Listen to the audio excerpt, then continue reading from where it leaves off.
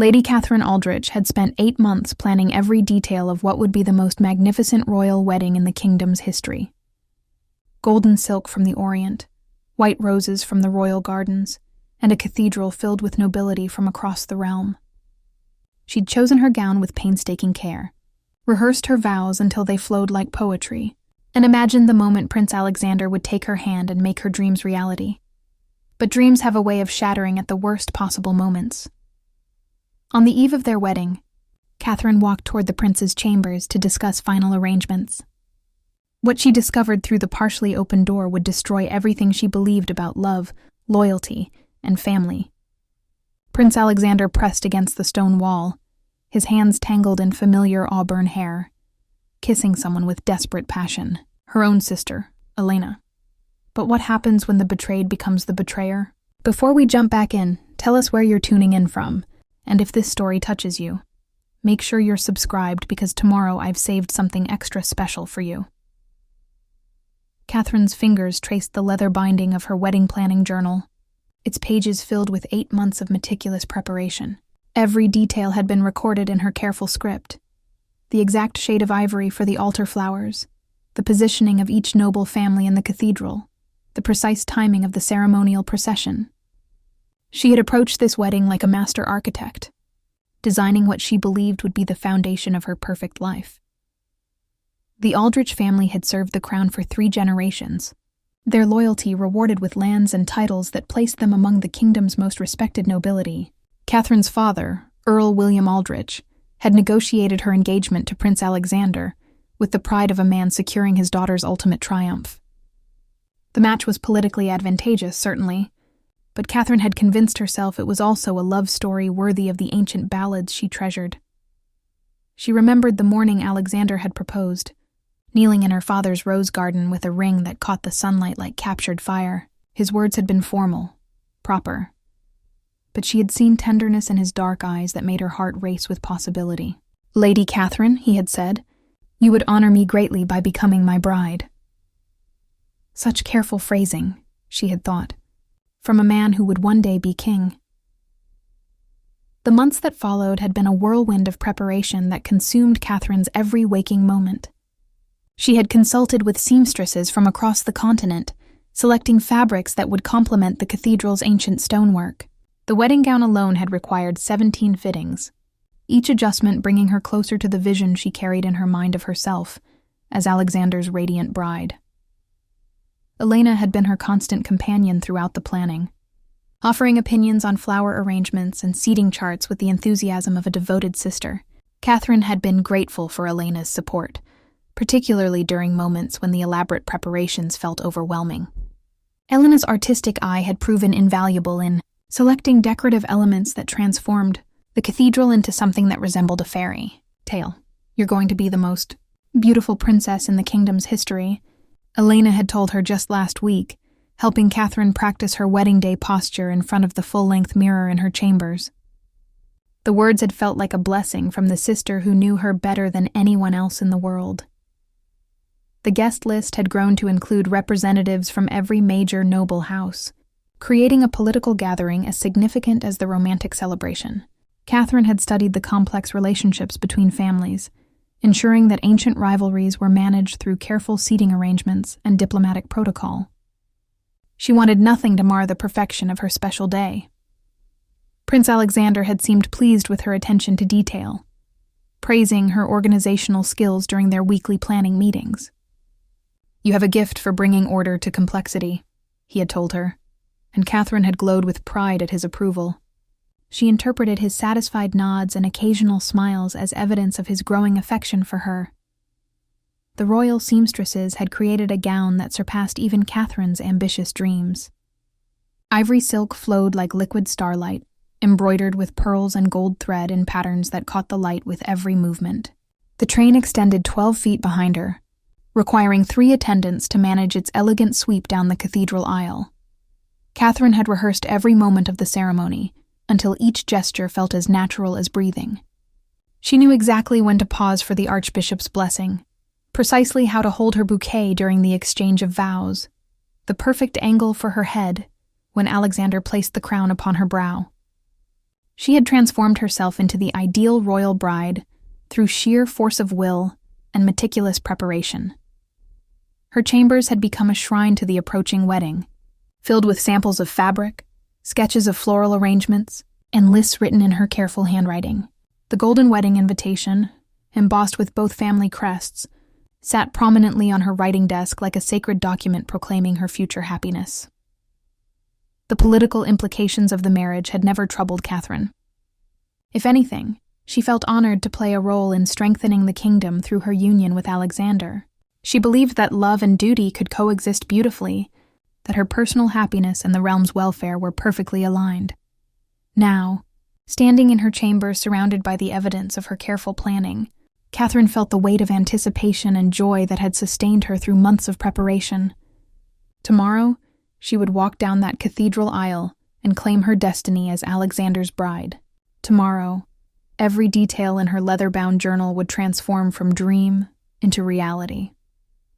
The castle corridors felt different in the evening light, shadows stretching longer than usual as Catherine made her way toward Alexander's chambers.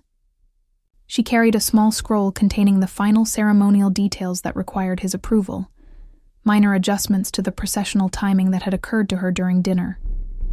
Her silk slippers whispered against the stone floors as she walked, her mind already rehearsing the brief conversation they would have about tomorrow's arrangements. She had always loved this part of the castle, where the royal family's private quarters occupied the ancient tower that had housed kings for 3 centuries. The walls held portraits of Alexander's ancestors, their painted eyes seeming to watch over the corridor with silent approval. Tomorrow, her own portrait would join this distinguished gallery, marking her transition from noble lady to royal princess. As Catherine approached Alexander's door, she noticed it stood slightly ajar, unusual for the prince who valued his privacy above most considerations. Warm light spilled through the opening, along with the soft murmur of voices that made her pause before announcing her presence. Perhaps Alexander was meeting with his advisors about tomorrow's ceremony, though she had thought all such business concluded hours ago. She moved closer to the door, intending to knock and wait for permission to enter, when something about the quality of the voices made her hesitate. There was an intimacy in the whispered words that seemed inappropriate for a formal meeting, a breathless urgency that caught her attention like a discordant note in familiar music. Catherine found herself leaning closer to the gap in the door, her propriety struggling against a growing sense that something was terribly wrong. What she saw through that narrow opening would replay in her memory for the rest of her life, with perfect, devastating clarity.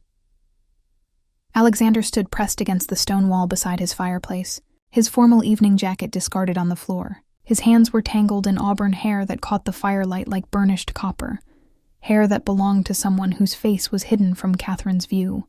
But she didn't need to see the face to recognize the familiar curve of shoulders, the graceful line of neck, the particular way those hands moved when their owner was emotional. Elena. Her sister Elena, wearing the blue gown Catherine had complimented at dinner, was kissing Prince Alexander with a passion that spoke of long familiarity and desperate longing. Catherine's breath caught in her throat, a small sound that seemed impossibly loud in the quiet corridor. She watched as Alexander's lips moved against Elena's neck, murmuring words too soft for Catherine to hear, but whose meaning was unmistakable in their tenderness. This was not the careful affection he showed Catherine during their chaperoned meetings. This was raw desire, unguarded emotion, the kind of love Catherine had dreamed of inspiring, but had never witnessed in Alexander's eyes when he looked at her. Elena's hands moved to frame Alexander's, face with a familiarity that suggested this was not their first such encounter. The gesture was so intimate, so possessive, that Catherine felt something break inside her chest, like a physical injury.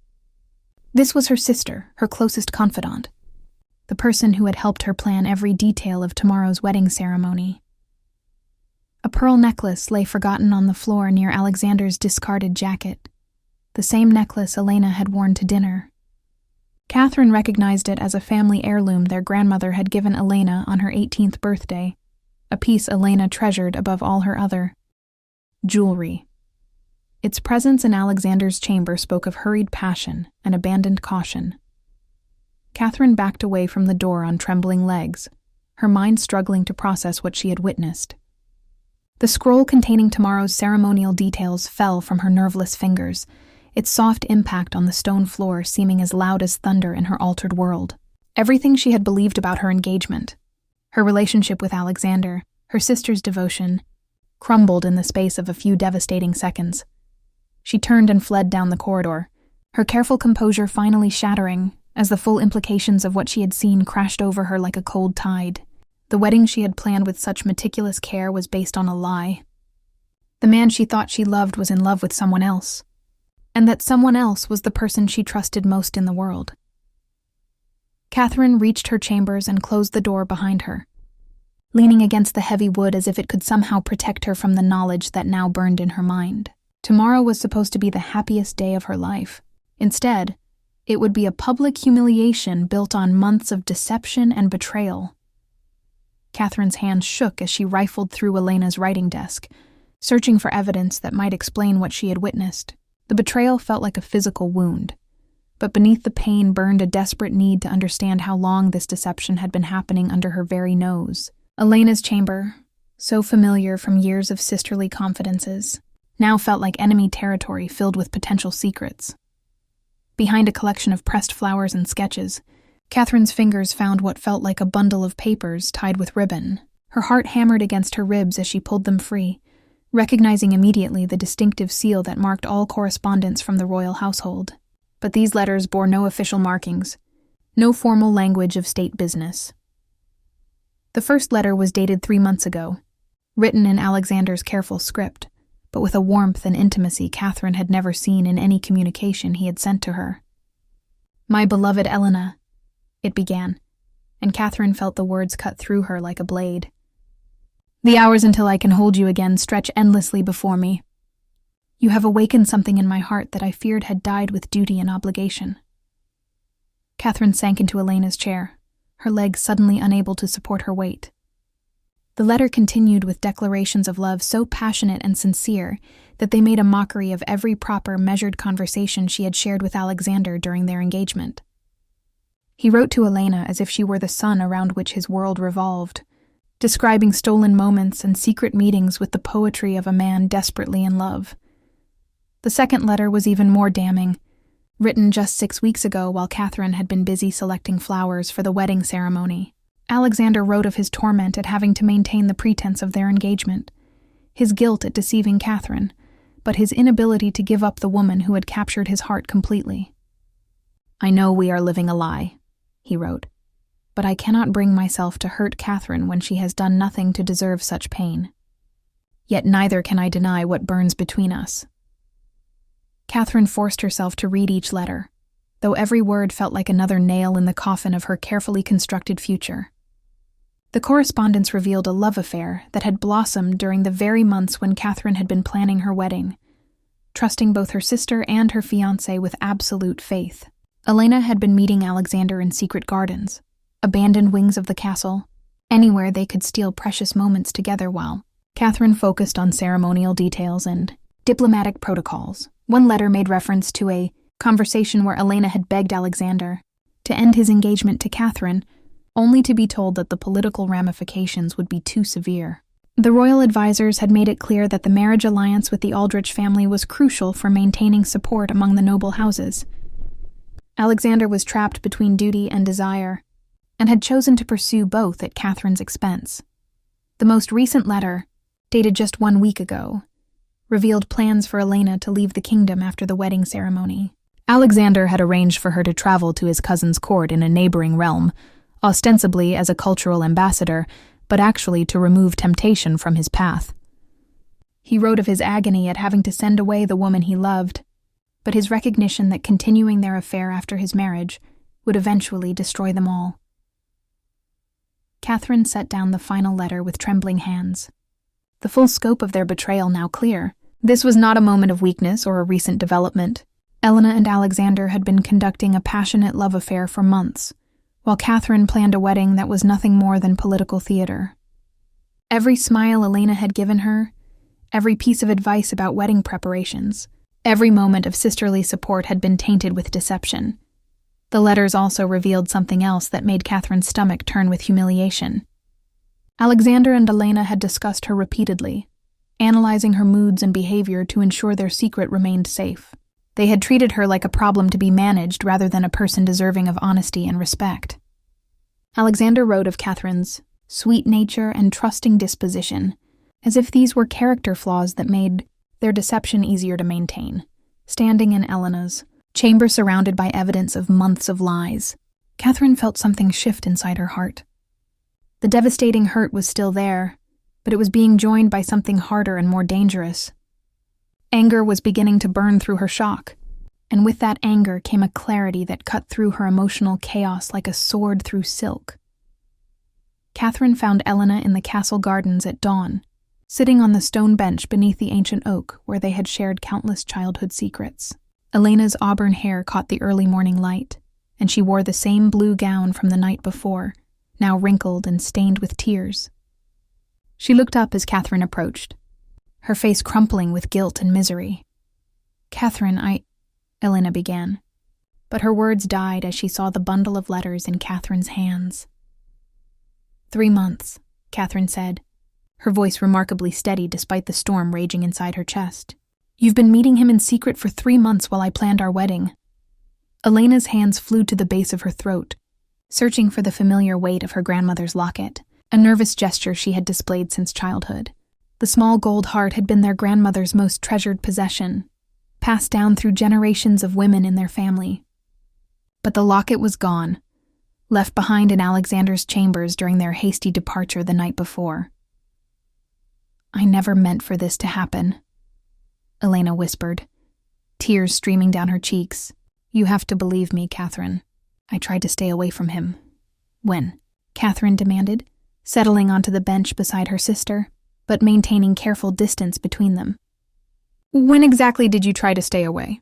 Before or after you helped me choose flowers for the wedding altar? Before or after you told me I would be the most beautiful princess in the kingdom?" Elena's sobs intensified, her entire body shaking with the force of her guilt. "It started at the spring festival.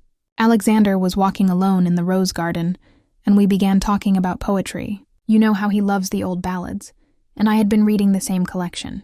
It was innocent at first, just conversations about literature and art." Catherine remembered that day clearly. She had been inside the castle, meeting with the royal seamstresses about initial gown designs, trusting Elena to entertain their guest in her absence. The irony felt like acid in her throat. "But it wasn't innocent for long," Catherine observed, her voice carrying a coldness that made Elena flinch. "No," Elena admitted, her voice barely audible above the morning breeze rustling through the oak leaves. "He told me things about his fears, his doubts about becoming king. He said I understood him in ways that no one else did. I felt so special, Catherine. For the first time in my life, I felt like someone truly saw me. Someone who was engaged to your sister," Catherine reminded her sharply. Elena's hand moved again to her throat, searching for the locket that symbolized their family bond, their shared history, the love that had sustained them through their mother's death and their father's distant grief. "I know how terrible this sounds, but I fell in love with him. I fought against it, I swear I did. I even asked Father if I could visit Aunt Margaret in the countryside, thinking distance might help me forget these feelings. But you stayed," Catherine said. "Alexander begged me to stay. He said he couldn't bear the thought of losing me, that I was the only joy in his life. He told me the engagement to you was arranged by the royal council, that he had no choice in the matter. He made me feel like I was saving him from a loveless marriage." Catherine studied her sister's tear-stained face, seeing both the woman who had been her closest companion and a stranger who had betrayed everything sacred between them. "And what about saving me from a loveless marriage?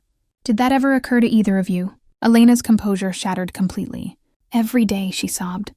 "Every single day I watched you planning that wedding with such joy and excitement, and I hated myself for what we were doing. I tried to end it 12 times, but Alexander would look at me with such desperation, and I would weaken."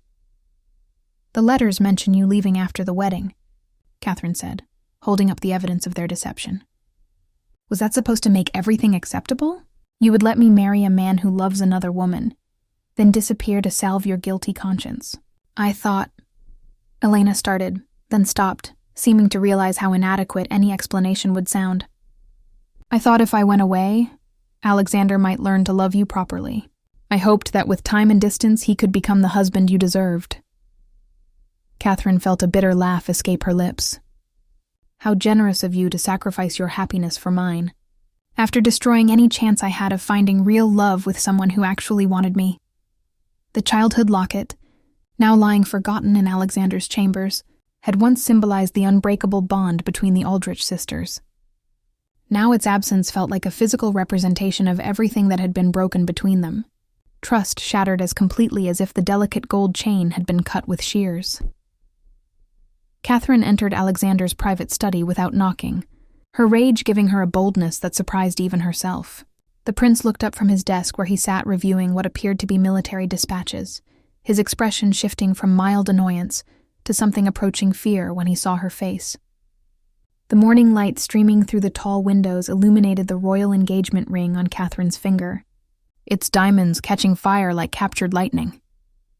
"Catherine," Alexander said, rising quickly from his chair. "I didn't expect to see you this morning. Shouldn't you be preparing for the ceremony?" "There will be no ceremony," Catherine replied, her voice steady despite the fury burning in her chest. She pulled the engagement ring from her finger and placed it on his mahogany desk with deliberate precision. "I know about Elena." Alexander's mask of composed authority slipped for just a moment, revealing something vulnerable and guilty beneath. But he recovered quickly, straightening to his full height, and regarding her with the cold calculation she was beginning to recognize as his true nature. "I see," he said simply. "And what exactly do you think you know?" "I know that you've been conducting a passionate love affair with my sister for 3 months while I planned our wedding. I know that every smile you gave me, every reassurance about our future together, was a performance designed to maintain a political alliance that benefits your ambitions." Alexander moved to the window, his hands clasped behind his back in a pose Catherine had once found noble and commanding. Now it seemed like the stance of a man preparing to deliver a calculated blow. "You're right, of course," he said, his voice carrying no trace of apology or regret. "Though I would hardly call it a performance. I have always treated you with respect and courtesy." "Respect?"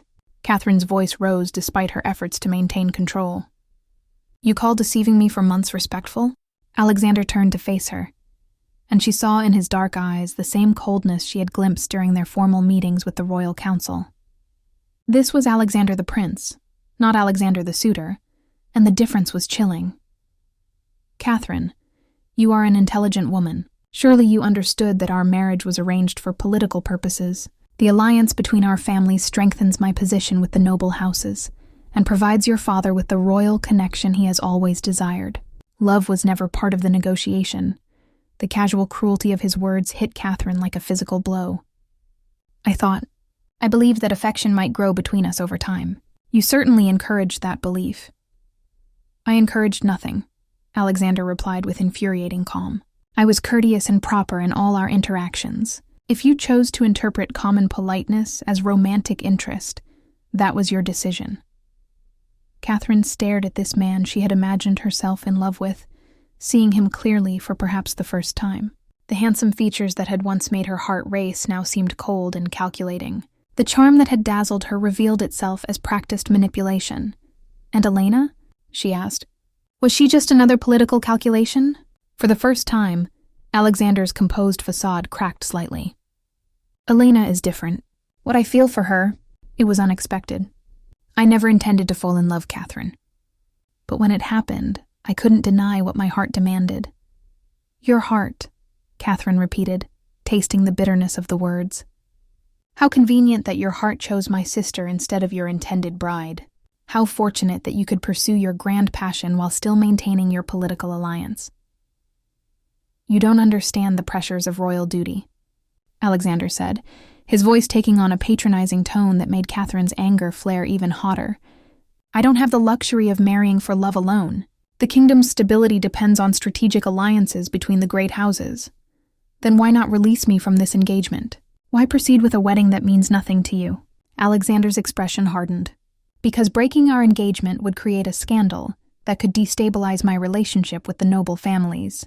Your father has significant influence, and insulting the Aldrich name would have political consequences I cannot afford." Catherine felt something cold and sharp crystallize in her chest. So I was to be your sacrificial offering to political necessity, while you kept Elena as your secret consolation. You would have been treated with honor as my wife and future queen. Many women would consider that sufficient. The engagement ring sat on Alexander's desk between them, its brilliant diamonds now seeming like a mockery of everything Catherine had believed about love and marriage.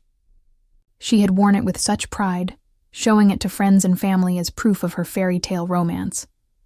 Now she understood it had been nothing more than a beautiful chain, binding her to a man incapable of genuine affection. By midday, news of the cancelled wedding had spread through the castle like wildfire, carried on whispered conversations behind silk fans and meaningful glances across the great hall. Catherine found herself the center of attention she had never wanted, every courtier she passed studying her face for signs of heartbreak or humiliation.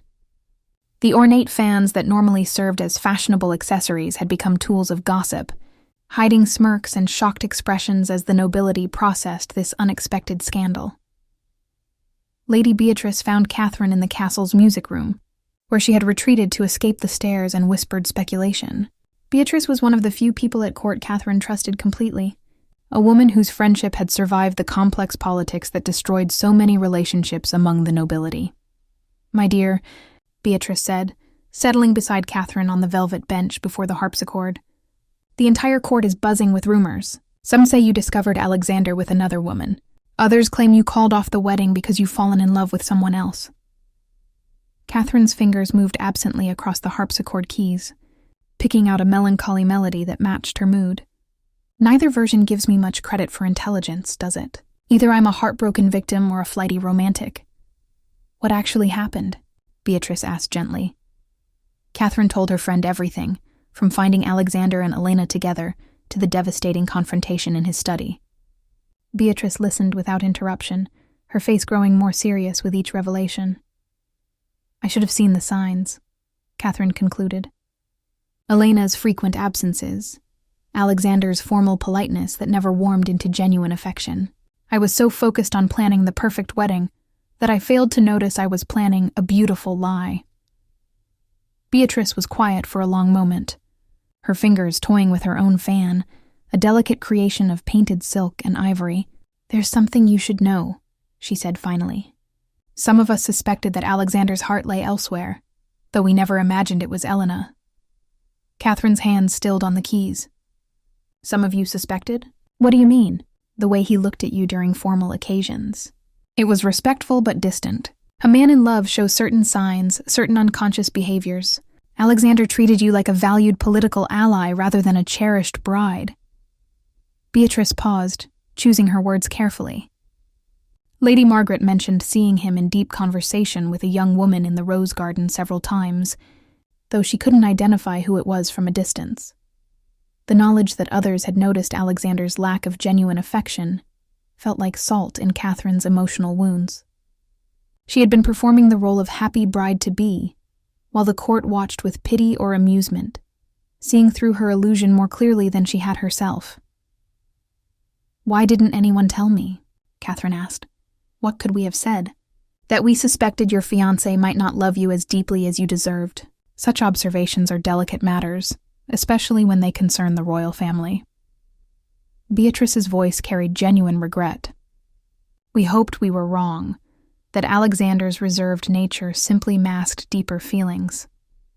Catherine rose from the bench and moved to the window that overlooked the castle courtyard. Below, she could see servants dismantling the wedding preparations with efficient haste. The white silk pavilions that were to have sheltered the wedding feast were being taken down, their pristine beauty already seeming like remnants of someone else's dream. "The humiliation is almost worse than the heartbreak," Catherine admitted.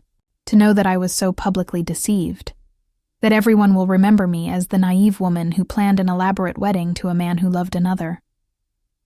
Or," Beatrice said thoughtfully, "they might remember you as the woman who had the courage to walk away from a false promise, even when it meant abandoning everything she had worked for."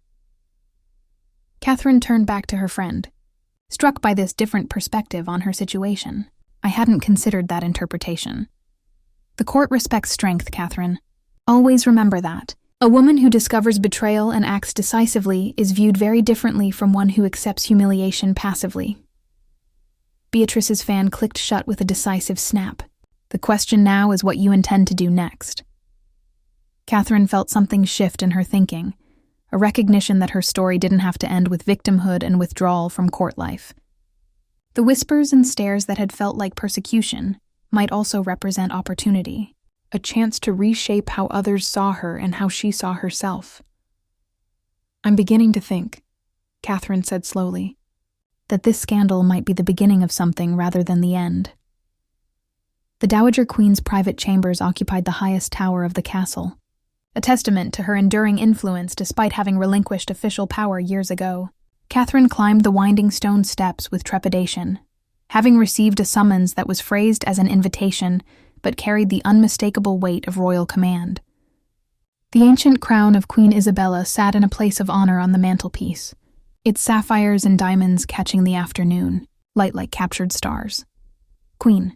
Mother Isabel was 83 years old but possessed a mental sharpness that had survived the decline of her physical strength. She sat in a high-backed chair that resembled a throne, her silver hair arranged in an elaborate style that spoke of royal dignity, maintained despite advancing age. Her pale blue eyes studied Catherine with an intensity that suggested she saw far more than most people realized. "Sit, child," the Dowager Queen commanded, gesturing to a chair positioned directly across from her own. "We have much to discuss." Catherine settled into the indicated seat, acutely aware that she was in the presence of a woman who had navigated court politics for over 6 decades. Queen Isabel had been wife to one king, mother to another, and grandmother to Alexander. Her experience with royal marriages, political alliances, and family betrayals was unmatched in the kingdom. "You've caused quite a stir," the Dowager Queen observed, her voice carrying amusement rather than disapproval. "Calling off a royal wedding on the eve of the ceremony takes considerable courage. Or considerable desperation, both. Your Majesty," Catherine replied honestly. "Good. Honesty is a rare commodity in this castle." Queen Isabel's gnarled fingers drummed against the arm of her chair. "Tell me what happened. And don't spare my feelings about my grandson's behavior. I've lived long enough to know that royal blood doesn't guarantee noble character."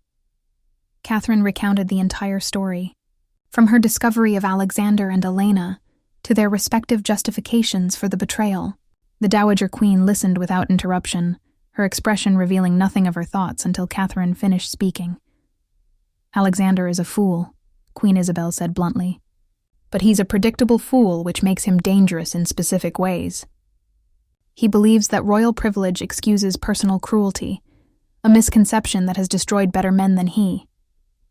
Catherine felt surprised by the Queen's harsh assessment of her own grandson.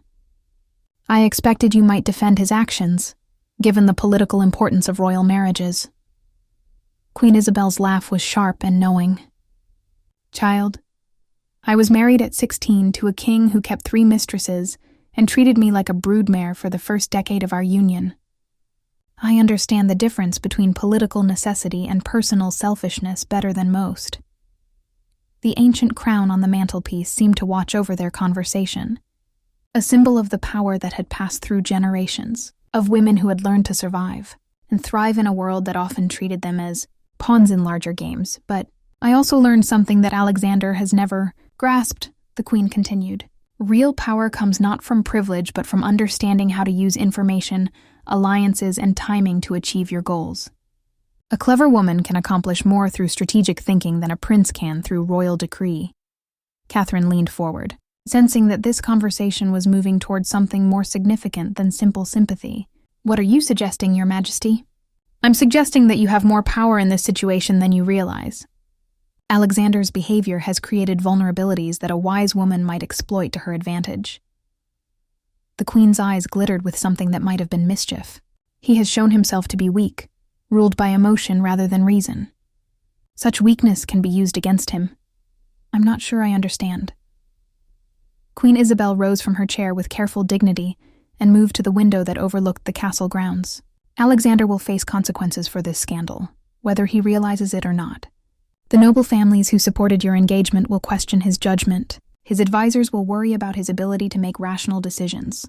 Most importantly, He has shown that he can be manipulated by the right woman in the right circumstances. Catherine felt a chill of understanding. You're talking about revenge. I'm talking about justice, the Queen corrected. And justice sometimes requires patience, planning, and the willingness to play a longer game than your opponents expect. She turned back to Catherine, her expression serious. You can retreat to your father's estate and become a cautionary tale about royal betrayal. Or you can remain at court and become a force that shapes future events. The crown on the mantelpiece seemed to pulse with significance, representing not just royal authority, but the strategic minds of the women who had wielded power from behind thrones throughout history. 3 days after the cancelled wedding, Catherine received an unexpected visitor in her chambers. A servant delivered a letter sealed with black wax and bearing no identifying marks, its mysterious arrival raising questions about who might be communicating with her through such secretive means. The coded message within was brief, but intriguing. The oak tree in the East Garden at midnight. Come alone, a friend who shares your concerns about recent events. Catherine's curiosity overcame her caution, and she found herself walking through the castle gardens under cover of darkness, wondering if she was making a dangerous mistake. The East Garden was the oldest part of the grounds, where ancient trees provided natural concealment from prying eyes. As she approached the designated oak, a figure stepped from the shadows, revealing himself to be Lord Marcus Blackwood, Duke of Ravenshollow. Marcus was a man in his early 40s whose reputation at court was built on intelligence, integrity, and a careful independence from royal politics. His dark hair was touched with premature silver at the temples, and his green eyes held a shrewd awareness that made him both respected and slightly feared by his peers. Catherine had always found him intriguing during formal court functions, though they had never spoken privately. Lady Catherine, Marcus said, offering a respectful bow. Thank you for accepting this unusual invitation. I apologize for the secrecy, but certain conversations are safer conducted away from curious ears. Lord Marcus, Catherine replied, trying to mask her nervousness. Your message suggested we share common concerns. What exactly did you mean? Marcus gestured toward a stone bench positioned beneath the oak's spreading branches. May I speak frankly about Prince Alexander and certain political realities that have come to light recently? Catherine seated herself on the bench, her pulse quickening with anticipation. Please do. Alexander's treatment of you has been observed with great interest by several members of the court, Marcus began carefully. Not because we take pleasure in your misfortune, but because his behavior reveals troubling patterns that extend beyond personal relationships. What kind of patterns? Marcus was quiet for a moment, seeming to weigh his words with the precision of a man accustomed to navigating dangerous political waters. Alexander has been making decisions lately that suggest he views other people as instruments to be used rather than individuals deserving of respect. Your engagement was one example. His secret negotiations with foreign merchants, regarding trade agreements that would benefit his personal holdings while potentially harming other noble families, is another. Catherine felt a spark of interest. This conversation was moving toward territory she hadn't expected. Are you suggesting that Alexander is corrupt? I'm suggesting that Alexander is dangerous, Marcus replied bluntly. A prince who betrays his intended bride might also betray his allies, his advisors, and eventually his kingdom. Several of us have been watching his behavior with growing concern. The coded letter that had brought Catherine to this meeting represented something larger than she had initially realized. This wasn't just about her personal situation, but about a broader pattern of behavior that threatened the stability of the court itself. Who is several of us? Catherine asked. Lord William? Ashford has concerns about Alexander's military ambitions. Lady Margaret Thornfield questions his financial dealings with foreign interests. Duke Thomas Whitmore believes Alexander's judgment is compromised by his relationship with your sister. Marcus paused, studying Catherine's face in the moonlight. We represent families who have served the crown faithfully for generations, but we're beginning to question whether Alexander deserves that loyalty. Catherine felt her world shifting once again, but this time toward possibility rather than devastation. What does this have to do with me? You have something we lack, Marcus said simply. Personal knowledge of Alexander's capacity for deception, and a legitimate grievance that could serve as the foundation for broader opposition to his eventual coronation. Opposition to his coronation, Catherine repeated, the full implications of Marcus's words beginning to sink in. Are you talking about preventing Alexander from becoming king? I'm talking about ensuring that the next king is worthy of the crown, Marcus corrected. Alexander's younger brother, Prince Edmund, is everything Alexander is not. Honorable, thoughtful, genuinely concerned with the kingdom's welfare, rather than his own advancement. Catherine stared at this man who was calmly discussing what amounted to a conspiracy against the heir to the throne. The coded letter in her hands felt heavier now, weighted with significance she was only beginning to understand. "Why are you telling me this?" she asked. "Because," Marcus said, his green eyes meeting hers directly. "A woman who has been personally wronged by Alexander but who chooses to seek justice rather than revenge could become a powerful symbol for those who oppose his reign. You could help us build a coalition strong enough to convince the king that his elder son is unfit to rule." The meeting in Lord Ashford's private library took place 1 week after Catherine's midnight conversation with Marcus. The room was lined with ancient texts and maps, but what drew Catherine's attention was a collection of military correspondence spread across the massive oak table. The documents bore official seals and appeared to detail troop movements and supply requisitions that painted a troubling picture of Alexander's secret ambitions. Marcus had arranged this gathering carefully, bringing together 5 of the kingdom's most influential noble families in a setting that provided both privacy and plausible denial if their activities were discovered. Lord William Ashford served as host, his military background lending credibility to their analysis of the disturbing documents they had uncovered. "These orders were issued 3 months ago," Ashford explained, pointing to a parchment bearing Alexander's personal seal.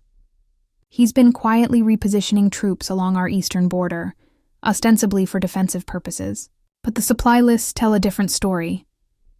Catherine studied the documents with growing alarm. The requisitions included siege equipment, extended campaign rations, and medical supplies configured for prolonged military action. This was not the preparation for border defense, but for territorial expansion.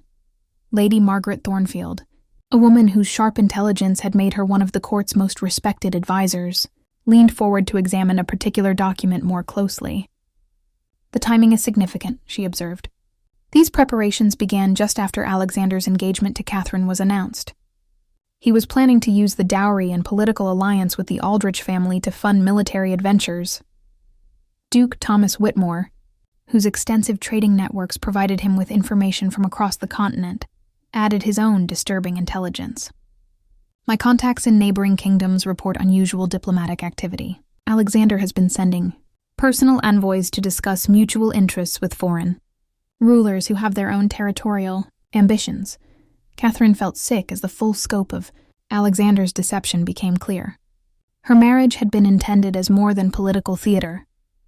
It was meant to provide financial resources for military campaigns that could destabilize the entire region. The man she had planned to marry was not just personally duplicitous, but potentially dangerous to the kingdom's future. "There's more," Marcus said grimly, producing another set of documents. "These are financial records showing payments to mercenary companies in 3 different countries. Alexander has been building a private army using funds diverted from the royal treasury." The evidence was overwhelming and terrifying. Alexander wasn't simply a prince who had betrayed his fiancée. He was a potential tyrant who viewed the crown as a tool for personal conquest, rather than service to his people.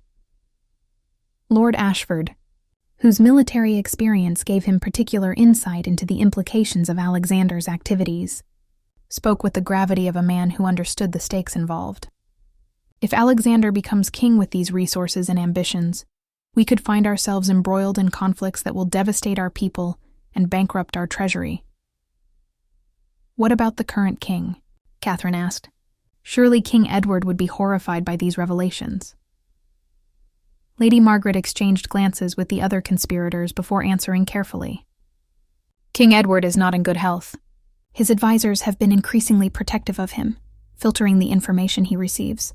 It's possible that Alexander's activities have been presented to him in ways that disguise their true nature."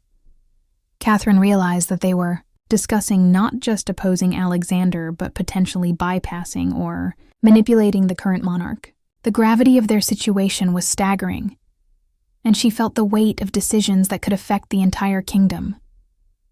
"What about Prince Edmund?" she asked, remembering Marcus's earlier suggestion about Alexander's younger brother. "Edmund is everything Alexander is not," Duke Whitmore replied with evident satisfaction. "Scholarly, thoughtful, genuinely committed to justice and the welfare of his subjects. He's been quietly building relationships with the kingdom's intellectual and spiritual leaders, while Alexander has focused on military power." Marcus produced one final document, this one bearing Edmund's seal. Edmund has been writing extensively about governmental reform, proposing ideas that would strengthen the kingdom through diplomacy and internal development rather than conquest. He represents the future this kingdom deserves. Catherine looked around the table at these 5 individuals who were risking everything to prevent a catastrophe they saw coming with terrifying clarity. The military correspondence before them represented not just evidence of Alexander's dangerous ambitions, but a call to action that could no longer be ignored. "What exactly are you asking me to do?" Catherine said finally. "Help us build a case that will convince King Edward to change the succession," Marcus replied. "Your personal experience with Alexander's character, combined with this evidence of his political unfitness, could provide the foundation for preventing a disaster that none of us want to contemplate." Elena stood before the mirror in her chambers, staring at the wedding dress that hung like a ghost from the wardrobe door.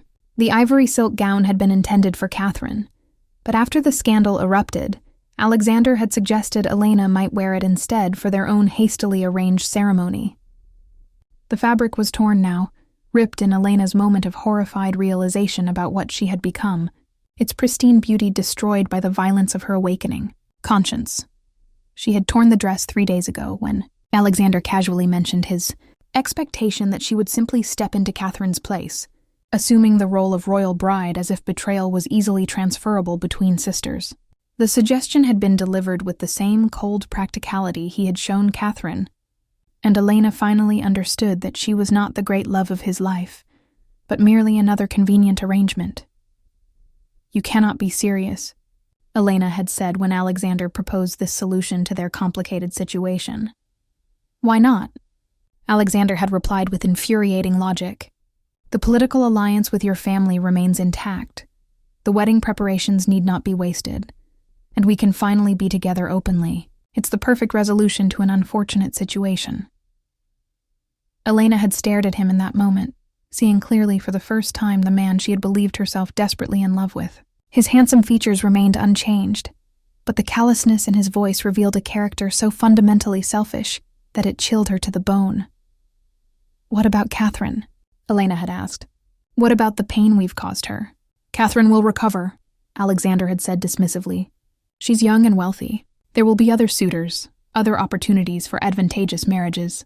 She'll understand eventually that this arrangement benefits everyone." That conversation had shattered Elena's remaining illusions about the man she had betrayed her sister to possess. She realized that Alexander viewed all women as interchangeable pieces in his political games, valuable only for what they could provide him, rather than for who they were as individuals. The torn wedding dress now served as a daily reminder of how completely she had destroyed her life in pursuit of a fantasy.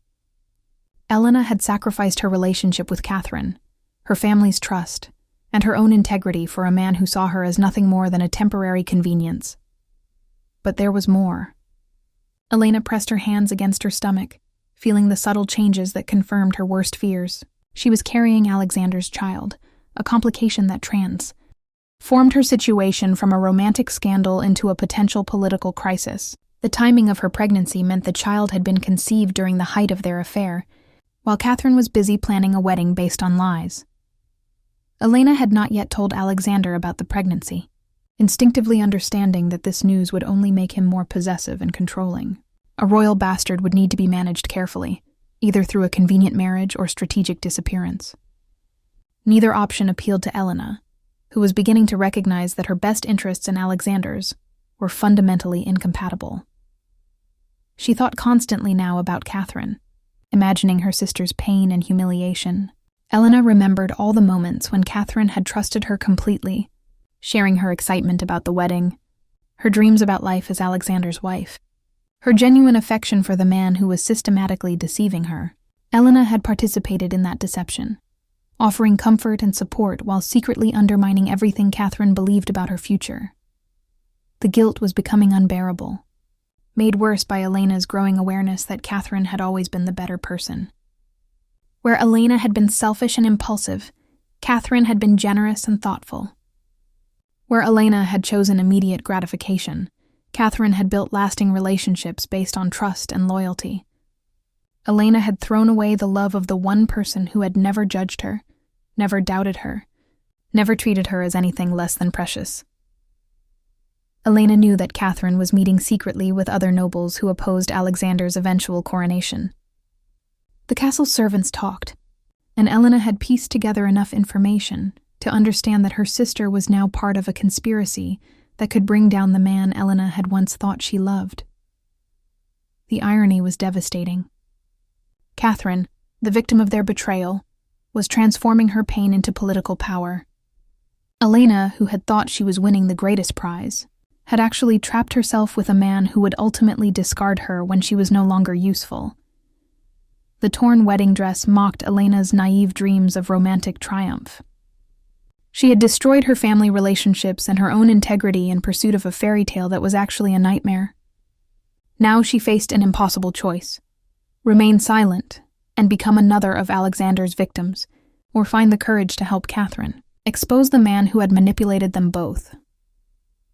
The marriage contract between Catherine Aldrich and Marcus Blackwood lay spread across the mahogany table in her father's study, its formal language transforming what might have been a romantic gesture into a carefully calculated political alliance. Unlike her previous engagement, this document was written with full awareness of its strategic implications, each clause designed to strengthen their position against Alexander, while protecting both families' interests. Marcus had proposed 3 days after their secret meeting with the other conspirators, but his proposal bore no resemblance to the romantic fantasy Catherine had once cherished with Alexander. Instead, Marcus approached her with the honesty of a military strategist outlining a campaign. "I need to be clear about my motivations," Marcus had said during their private conversation in the castle library. "I have great respect for you as a person, and I believe we could build a genuine partnership over time. But this proposal is fundamentally political. Your marriage to me would consolidate our opposition to Alexander while providing you with protection and influence." Catherine had appreciated his directness more than she might have expected. After months of Alexander's deception, Marcus's transparency felt like a gift. And what would you gain from this arrangement? An intelligent wife who understands court politics, access to your family's influence among the noble houses, and a powerful symbol of resistance to Alexander's tyranny. A woman who was personally wronged by the future king, but chose strategic action over emotional revenge, commands respect. The marriage contract reflected this mutual understanding. Unlike traditional agreements that focused primarily on dowries and inheritance rights, this document included clauses about political cooperation, shared decision-making in matters affecting their joint interests, and provisions for Catherine to maintain her own household and advisors. Catherine's father had initially been shocked by the rapid development, but his own growing concerns about Alexander's character made him receptive to an alliance that might protect their family from royal retaliation. Earl William Aldrich had spent the past week gathering intelligence about Alexander's secret activities, and what he discovered confirmed the conspirators' worst fears.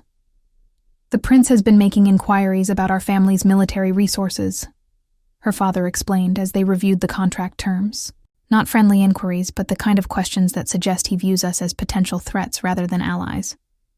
This marriage to Marcus could provide us with protection we may desperately need." Lady Beatrice served as Catherine's confidential advisor during the negotiations, helping her understand the political implications of various contract provisions. "You're essentially creating a power base that rivals Alexander's own influence," Beatrice observed. "Marcus controls significant territory and military resources. Your family has extensive connections among the nobility, and together, you represent an alternative vision for the kingdom's future." The wedding announcement had been carefully timed to create maximum political impact. Marcus and Catherine chose to make their engagement public during a formal court gathering, where Alexander would be forced to respond graciously or risk appearing petty and vindictive. The contrast between this dignified alliance and the scandal surrounding Alexander's relationship with Elena could not have been more stark. Alexander's reaction had been everything they hoped for, and more. His mask of royal composure slipped visibly when Marcus announced their engagement, revealing anger and frustration that confirmed his recognition of the political threat they represented.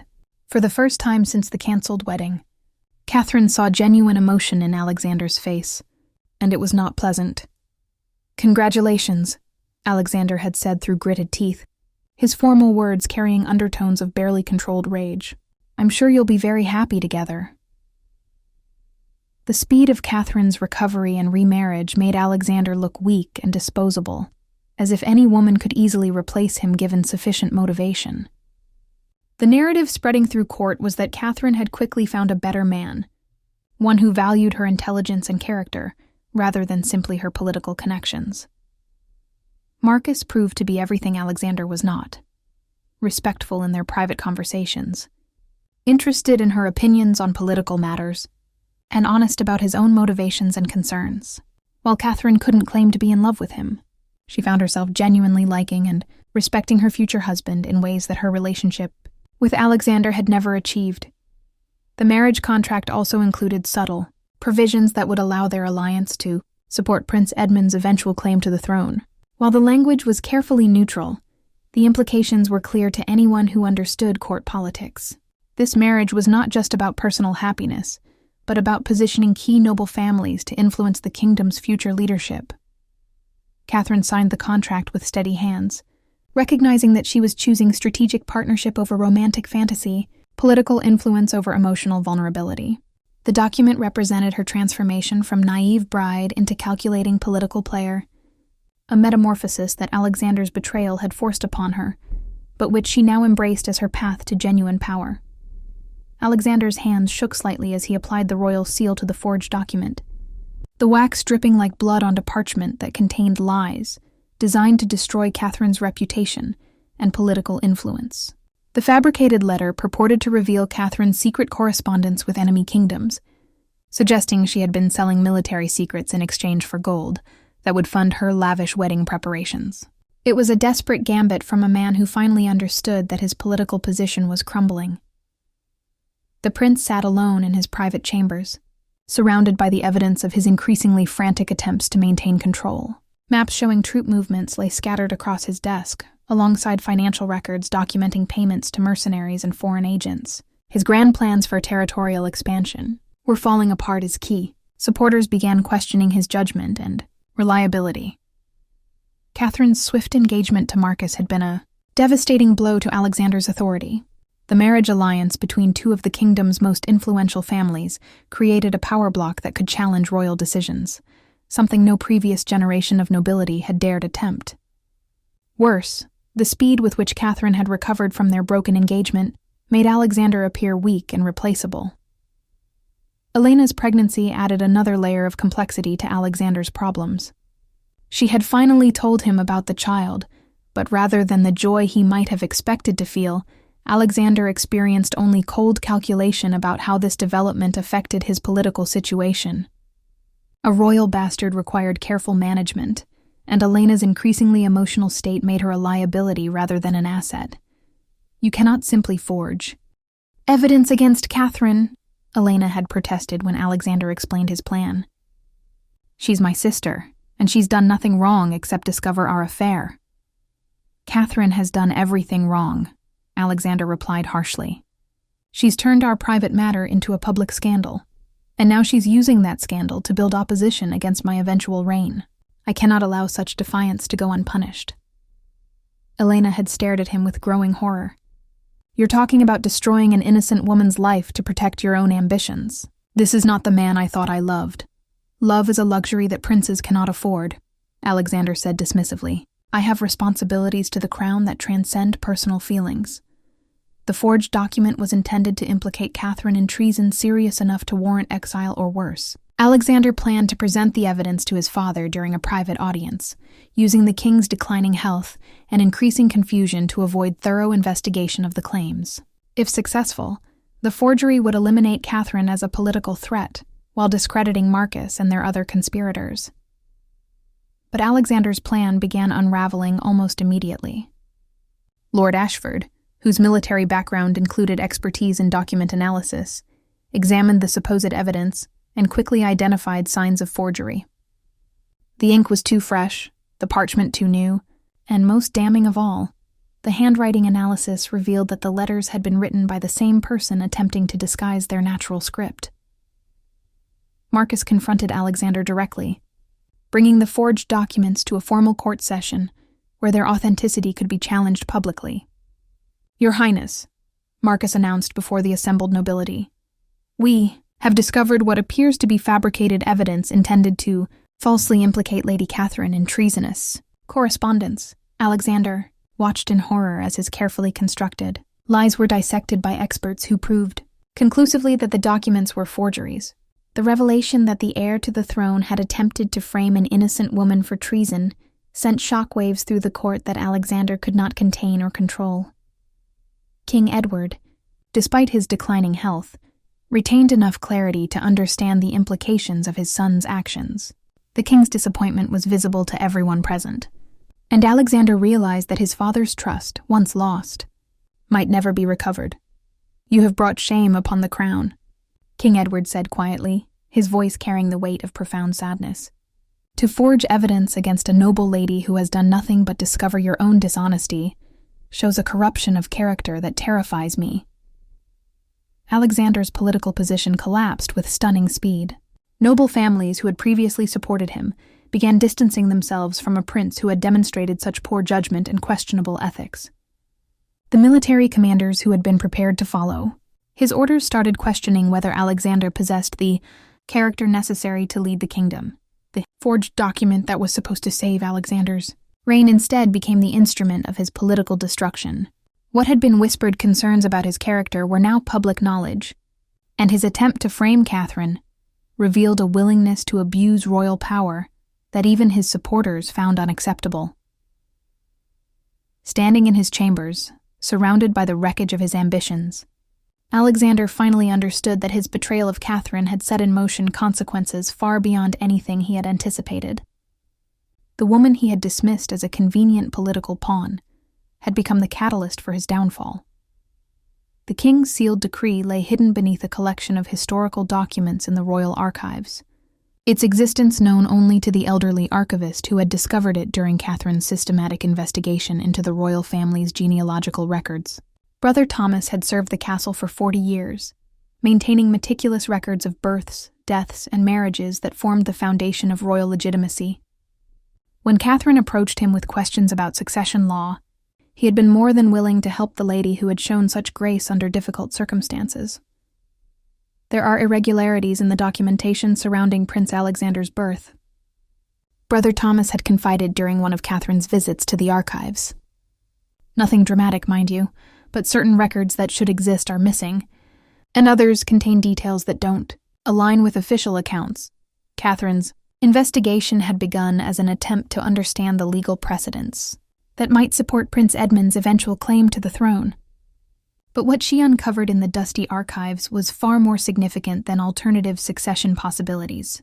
The sealed decree, signed by King Edward's father 28 years ago, contained revelations that would shake the very foundations of the royal family.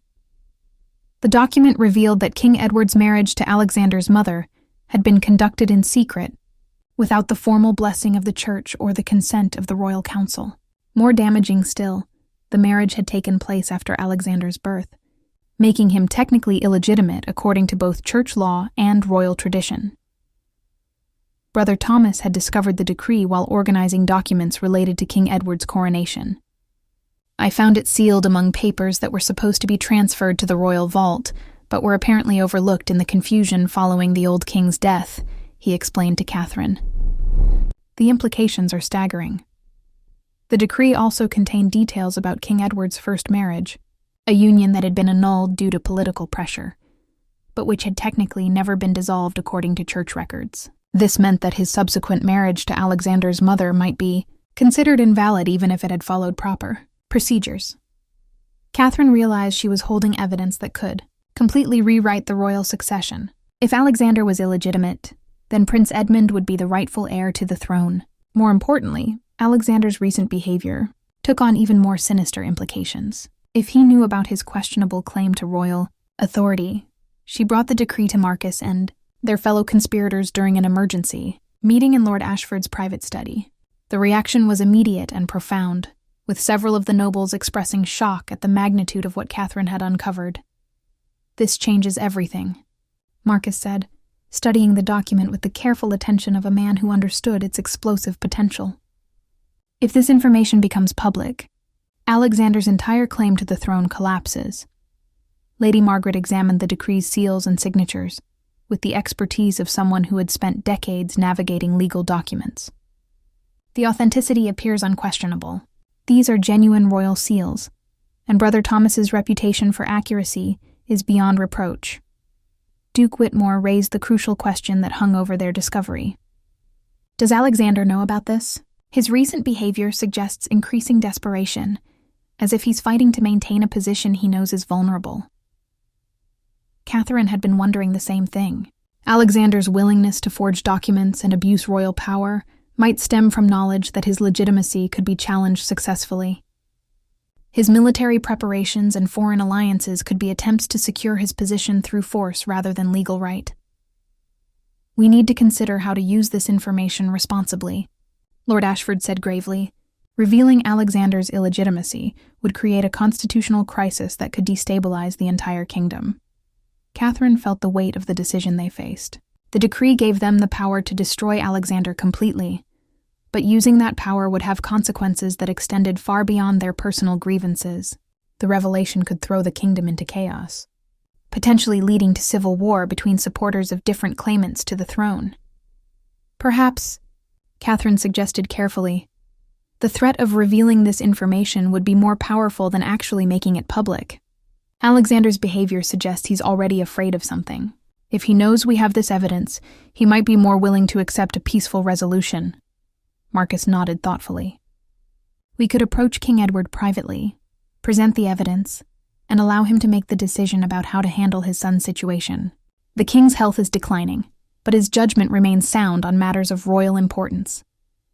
The sealed decree represented the ultimate weapon in their conflict with Alexander, but Catherine understood that the greatest power came not from using such weapons, but from the wisdom to know when restraint served justice better than revenge. The royal seal gleamed on King Edward's desk as Catherine, Marcus, and their allies presented their evidence in the king's private chambers. The ancient symbol of legitimate royal authority seemed to judge the proceedings, its weight and significance magnified by the gravity of their accusations against the heir apparent. King Edward, despite his declining health, listened with the sharp attention of a monarch who understood that the kingdom's future hung in the balance. "These are serious allegations," the king said after reviewing the documents they had compiled. His voice carried the weariness of a man who had hoped to pass his crown to his son without such complications. "You're suggesting that Alexander has not only betrayed personal trust, but abused royal authority for his own advancement." Catherine felt the enormous responsibility of this moment. Everything they had worked toward depended on convincing King Edward that his elder son was unfit to rule, a conversation that would devastate any father, but which the kingdom's welfare demanded.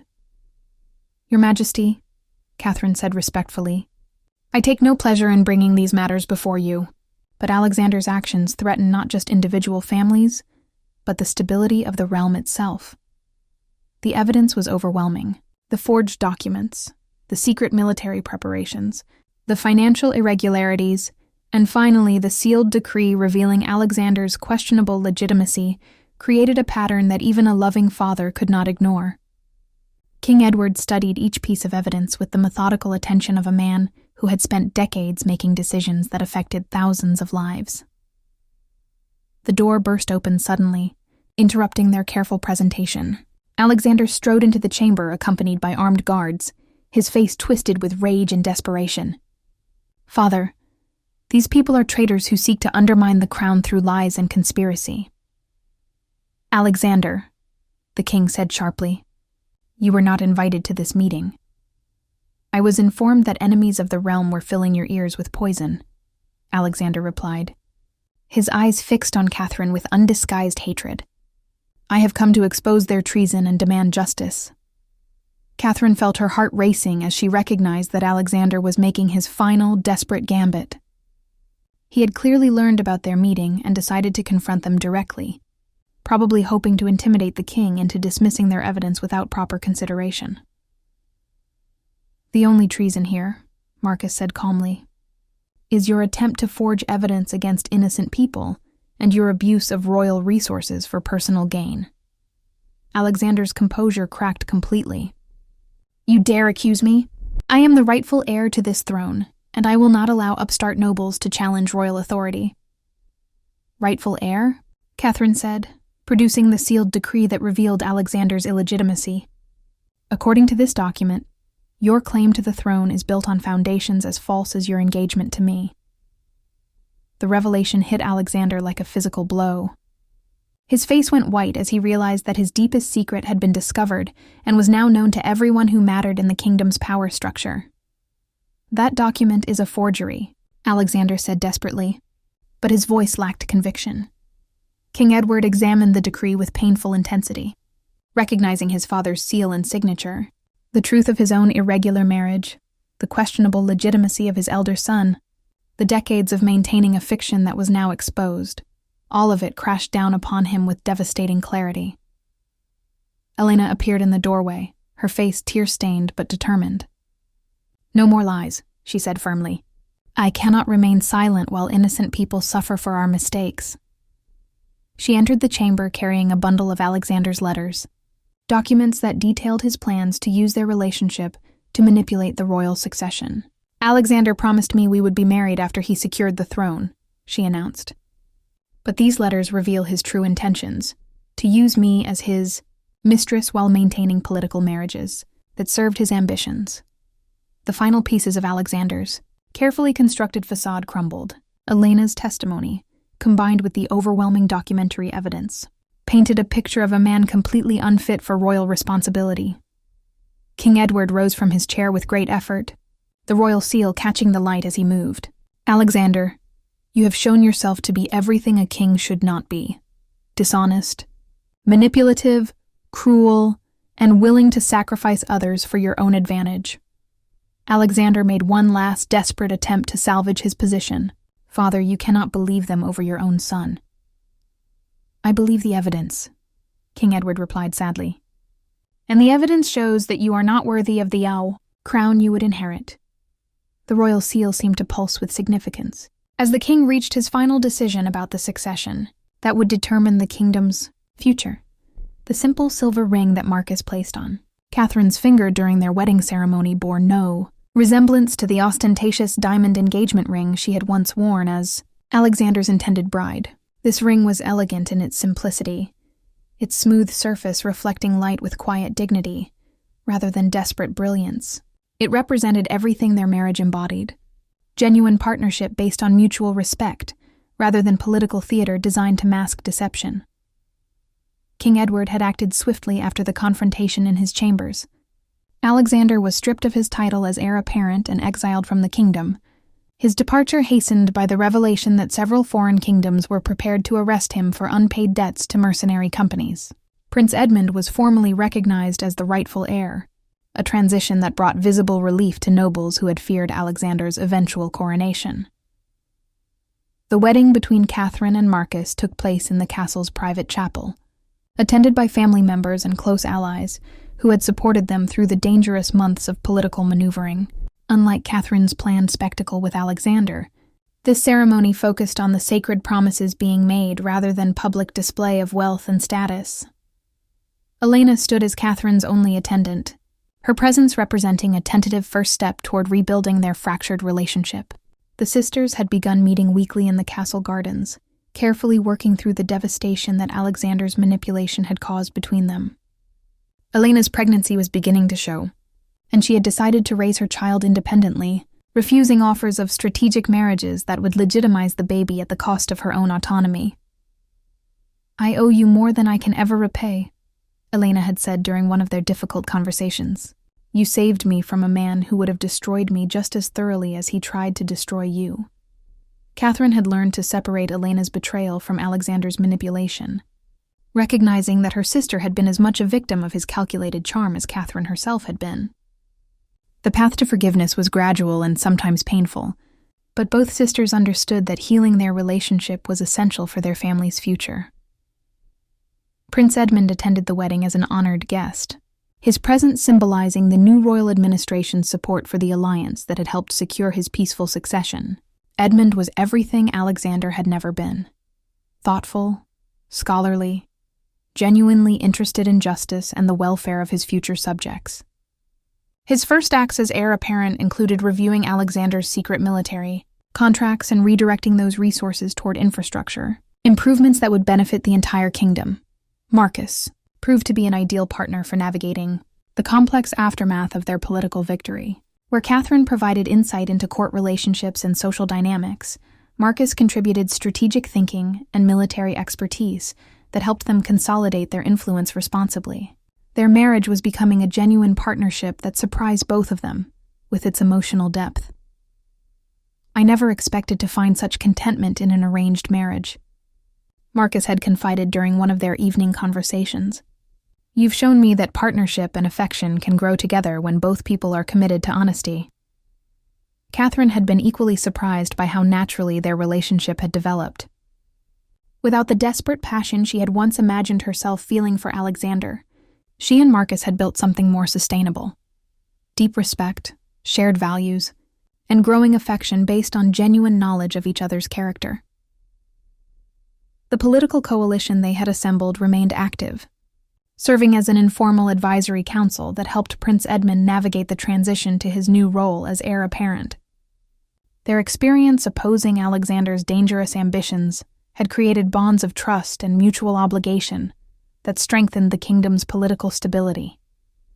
King Edward's health continued to decline, but his final years were brightened by confidence that the succession was secure and the realm would be governed wisely. He spent increasing time with Prince Edmund, sharing decades of royal experience and ensuring that the transition of power would proceed smoothly when the time came. Alexander's exile had been complete and permanent. Reports from foreign courts suggested he was struggling to find refuge, his reputation for betrayal and financial irresponsibility making him unwelcome even among rulers who might have benefited from harboring a displaced royal. The man who had once seemed destined for absolute power now wandered between kingdoms as a cautionary tale about the consequences of placing personal ambition above honor and duty. The silver ring on Catherine's finger caught the candlelight during their wedding feast, its simple beauty reflecting the authentic happiness she had never expected to find. She had learned that true contentment came not from fairy tale romance, but from partnership with someone who valued her intelligence, respected her judgment, and shared her commitment to using power responsibly. The tiny blanket that Elena embroidered during the final months of her pregnancy was made from the softest wool Catherine could find, its edges decorated with delicate flowers and birds that seemed to dance across the pale yellow fabric. Elena had chosen yellow because she refused to know the child's gender before birth, wanting at least this one aspect of her situation to remain a surprise. The blanket represented hope for the future and Elena's determination to create something beautiful from the wreckage of her poor choices. Catherine sat beside Elena's bed as her sister labored to bring new life into the world, their relationship now healed enough that Elena wanted Catherine present for this momentous occasion. The month since Alexander's exile had allowed both women to process their experiences and rebuild the sisterly bond that had sustained them through childhood and early adulthood. "You don't have to stay," Elena gasped between contractions. "This isn't your responsibility." "I want to be here," Catherine replied, gently stroking Elena's hair. "This child will be my nephew or niece, and I intend to be part of their life."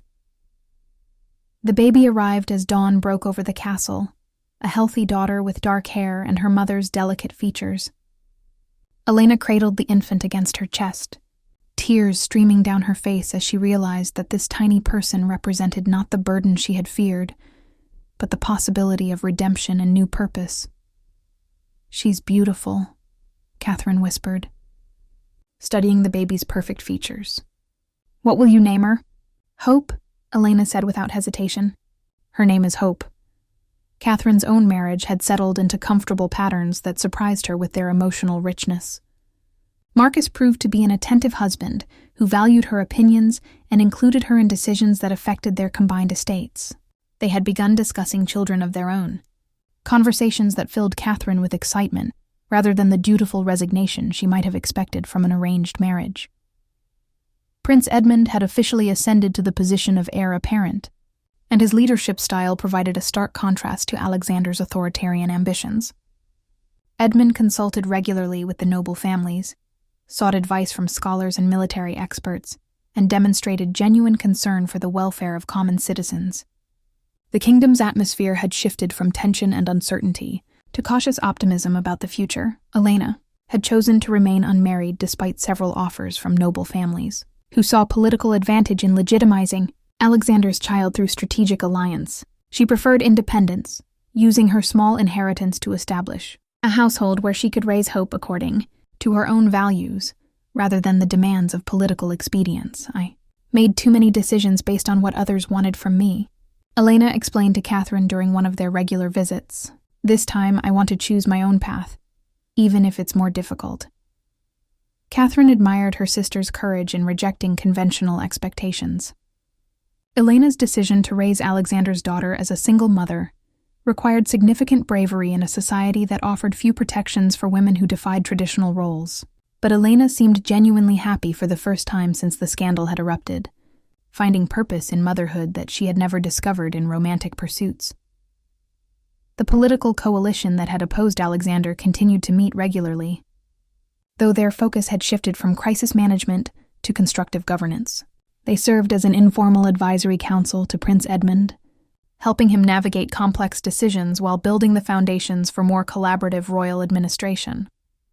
Marcus had emerged as one of Prince Edmund's most trusted advisors, his military background proving valuable in reorganizing the kingdom's defenses along more sustainable lines. Unlike Alexander's aggressive expansion plans, the new approach emphasized diplomatic relationships and internal development that would strengthen the realm without provoking conflicts with neighboring kingdoms. Catherine found herself increasingly involved in matters of court policy, her intelligence and political instincts earning respect from nobles who had initially viewed her as simply another victim of royal scandal. She discovered that she enjoyed the intellectual challenges of governance and possessed natural abilities for building consensus among competing interests. Baby blanket that Hope slept under each night served as a daily reminder of how completely their lives had been transformed by the events surrounding Catherine's canceled wedding. What had begun as devastating betrayal had ultimately led to genuine happiness, political reform, and the birth of new possibilities that none of them could have imagined during those dark days of discovery and confrontation.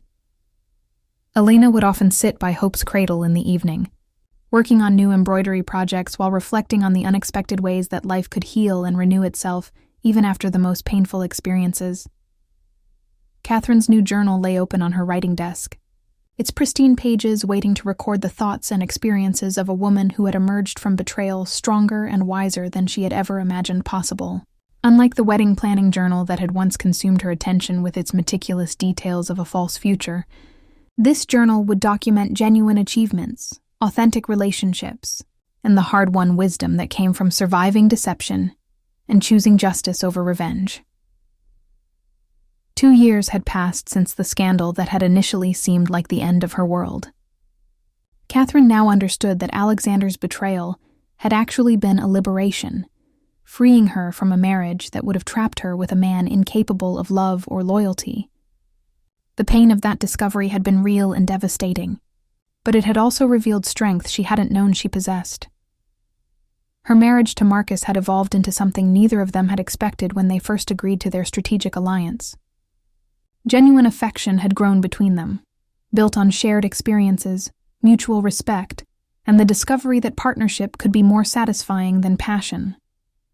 They had recently learned that Catherine was pregnant with their first child, news that filled both of them with joy rather than the dutiful satisfaction that might have characterized a purely political union. Elena had flourished as a single mother, her daughter Hope, now a delightful toddler who brought laughter and energy to family gatherings. Elena had refused several marriage offers, preferring to maintain her independence while focusing on raising her child with the values of honesty and integrity that had been absent from her relationship with Alexander. The sisters had not only reconciled, but had developed a deeper friendship than they had shared in their youth. Prince Edmund's reign as heir apparent had brought stability and hope to the kingdom. His thoughtful leadership style, commitment to justice, and genuine concern for his subjects' welfare had won the respect of both nobility and common citizens. The political reforms he had implemented, guided by the coalition that had originally opposed Alexander, had strengthened the realm's institutions while promoting greater cooperation between the crown and noble families. King Edward had died peacefully the previous winter, secure in the knowledge that his kingdom would be ruled wisely. Edmund's coronation had been a celebration of hope, rather than the tense political theater that Alexander's eventual reign would have represented. The new king had honored Catherine and Marcus by asking them to serve as special advisors, a role that allowed them to continue contributing to the kingdom's governance while managing their own expanding responsibilities. Alexander's fate remained a cautionary tale told throughout the court. His exile had become permanent wandering, as his reputation for betrayal and financial irresponsibility made him unwelcome in every kingdom where he sought refuge. Reports suggested he had fallen into poverty and obscurity, the man who had once seemed destined for absolute power now, serving as a reminder of how quickly arrogance and cruelty could destroy even the most privileged position. Catherine reflected on the lessons she had learned during those turbulent months when her carefully planned future had collapsed. She had discovered that resilience could emerge from the most painful experiences, that strategic thinking could be more powerful than emotional reaction, and that authentic relationships were infinitely more valuable than the false promises that had once dazzled her. The political coalition that had formed to oppose Alexander had evolved into a permanent advisory council that helped King Edmund navigate complex decisions. Their success had demonstrated that collaborative governance could be more effective than autocratic rule, a lesson that was influencing political developments throughout the region. Writing in her new journal each evening had become Catherine's way of processing experiences and preserving insights for future reflection. She recorded not just events, but the emotional and intellectual growth that continued to shape her understanding of power, love, and responsibility. "I have learned," she wrote on this particular evening, "that the greatest revenge against those who betrayed us is not to seek their destruction, but to build lives so fulfilling that their absence becomes irrelevant. Alexander's betrayal taught me that my happiness could never depend on another person's choices, only on my own." The journal would eventually become a treasure passed down through her family, its pages filled with the wisdom of a woman who had transformed devastating betrayal into the foundation for a life of genuine purpose and contentment. Catherine had discovered that the best response to those who underestimated her was simply to exceed every expectation they had tried to impose upon her dreams.